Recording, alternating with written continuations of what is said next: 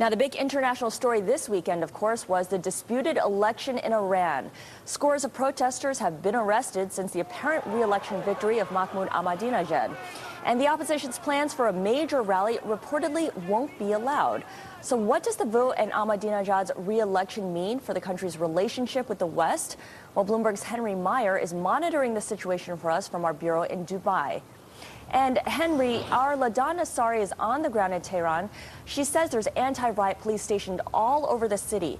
What is the latest on the protests and the opposition movement? Well, you've had 2 days of opposition protests, which is the worst unrest in the Iranian capital for a decade, since the student demonstrations of 1999. The challenger to Ahmadinejad, Mousavi, former prime minister, who has alleged fraud in the elections, is calling a demonstration for today. There are reports that he may be cancelling his plans after the Interior Ministry said it wouldn't allow the march to take place. Now, what do we know about the status of Mousavi?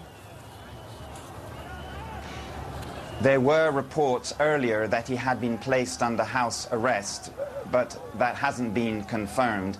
It is true that he has not been seen in public since late on June the 12th, that's the day of the election, when he gave a press conference and said that he was the winner of the election and that Ahmadinejad had been re-elected with fraud on a massive scale.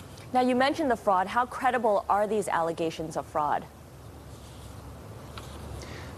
There is no proof that ballot stuffing took place. However, the figures are quite unusual. For example, in Mousavi's hometown in the northwest of Iran, Ahmadinejad picked up 80% of the vote.